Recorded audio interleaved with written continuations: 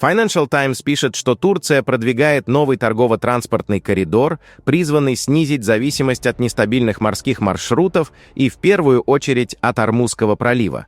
В рамках этой стратегии Анкара рассматривает возможность открытия сухопутной границы с Арменией и запуска маршрута ТРИП, который должен связать Европу и Азию через Южный Кавказ. Для Турции это не только экономический, но и геополитический проект, отражающий стремление усилить свою роль ключевого транзитного узла между Востоком и Западом. Как пишет Financial Times, на фоне угроз в Ормузском проливе, Красном море и у Суэцкого канала Турция пытается представить себя как безопасный логистический центр и остров стабильности. Ключевым элементом проекта является открытие границы с Арменией, которая остается закрытой более 30 лет. Это позволит запустить маршрут ТРИП, предполагающий транспортное сообщение между Турцией и Азербайджаном через армянскую территорию. Издание отмечает, что проект поддерживается администрацией президента США Дональда Трампа и рассматривается как часть более широкой стратегии по укреплению транзитных альтернатив в регионе. По оценкам, средний коридор способен сократить время доставки грузов из Китая в Европу с примерно 40 дней по морю до 12-15 дней по суше. На фоне глобальных конфликтов и санкций это делает маршрут особенно привлекательным для бизнеса и международной торговли. Президент Турции Реджеп Тайип Эрдоган заявил, что обсуждение более безопасных альтернатив для энергетических и транспортных линий уже началось, подчеркнув намерение Анкары занять центральную роль в новой логистической архитектуре Евразии. В центре турецкого подхода находятся два направления. Первое – так называемая «дорога развития», которая должна соединить Персидский залив с Европой через территорию Турции. Однако этот проект пока остается на стадии планирования, требует многомиллиардных инвестиций и проходит через нестабильные районы Ирака, что существенно снижает его реализуемость в краткосрочной перспективе. Второе – расширение среднего коридора, элементом которого и является ТРИП, предполагающий транспортную связку между Турцией и Азербайджаном через территорию Армении. Примечательно, что этот проект был представлен в Белый дом одновременно с предварительными договоренностями между Баку и Ереваном, что подчеркивает его политическое измерение и попытку связать инфраструктурное развитие с процессом региональной стабилизации. При этом экономисты и логистические эксперты предупреждают, что сухопутные маршруты через Турцию в обозримом будущем не смогут полноценно заменить ни морские пути, ни северный железнодорожный коридор через Россию. Уже сейчас действует маршрут, соединяющий Азию с Турцией и Европой через Грузию, который обладает сформированной инфраструктурой и при этом до сих пор не загружен на полную мощность. В этом контексте ТРИП, скорее всего, может рассматриваться как дополнительный маршрут, а не как альтернатива существующему каналу, тем более что оба направления сходятся в одном и том же турецком железнодорожном узле в Карсе. Отметим также, что судьба ТРИП во многом зависит от развития конфронтации между Ираном, США и Израилем, поскольку Иран последовательно выступает против проектов, обходящих его территорию и снижающих его транзитную роль в регионе. Отметим, что Армении удалось избежать экономического шока, связанного с ситуацией вокруг Ирана.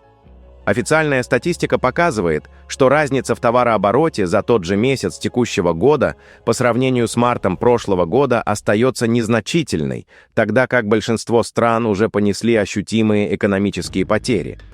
Военные издержки при этом исчисляются сотнями миллиардов долларов. Эксперты полагают, что экономический ущерб может оставаться управляемым при условии быстрого урегулирования конфликта. Вместе с тем, политические последствия, по их мнению, неизбежны, а геополитическая напряженность в регионе способна усилиться в ближайшей перспективе. В свою очередь в Армении заявляют, что страна готова к открытию границы с Турцией и что дальнейшее решение зависит от Анкары. Как заявил турецким СМИ заместитель министра иностранных дел Армении Ваан Костанян, Ереван полностью готов к этому шагу как в политическом, так и в техническом плане. По его словам, для запуска процесса уже создана вся необходимая инфраструктура. Костанян также отметил, что нормализация армяно-турецких отношений в последнее время заметно продвинулась и вышла за рамки контактов исключительно между внешнеполитическими ведомствами. По его словам, диалог развивается не только на уровне министерств иностранных дел, но и на уровне лидеров двух стран, что свидетельствует о переходе к более широкому и системному формату взаимодействия. На этом фоне сохраняются и политические ограничения. Спикер парламента Армении Ален Симонян во время визита в Стамбул заявил, что Турция фактически стала заложницей влияния Азербайджана в вопросе нормализации турецко-армянских отношений. По его словам, Баку с одной стороны ведет переговоры с Ереваном, а с другой препятствует прямому диалогу между Арменией и Турцией. Симонян подчеркнул, что его визит сам по себе является сигналом возможной нормализации, однако открытие сухопутной границы по-прежнему откладывается, несмотря на многочисленные обещания Анкары. Он напомнил, что ранее этот вопрос увязывался сначала с Карабахским конфликтом, затем с мирным соглашением между Арменией и Азербайджаном, но даже после согласования большинства пунктов документа практического сдвига так и не произошло. В то же время регион остается зоной повышенной опасности. Израильские СМИ со ссылкой на спецслужбы сообщили, что Моссад предотвратил иранский заговор на территории Азербайджана.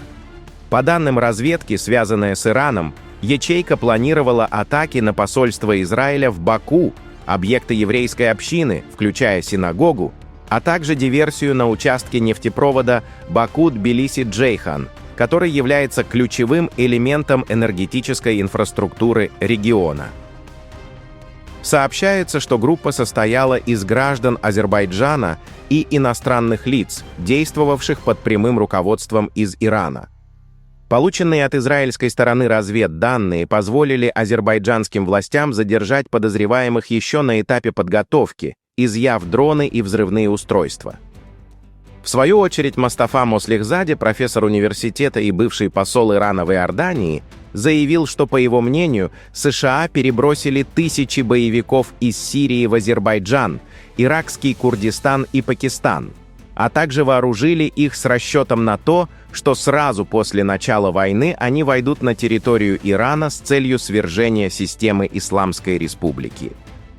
По его словам, угрозы Дональда Трампа о разрушении иранских электростанций и критически важной инфраструктуры изначально носили характер блефа, поскольку в Вашингтоне понимали, что масштабное уничтожение инфраструктуры Ирана неизбежно привело бы к разрушительным последствиям для всей региональной системы.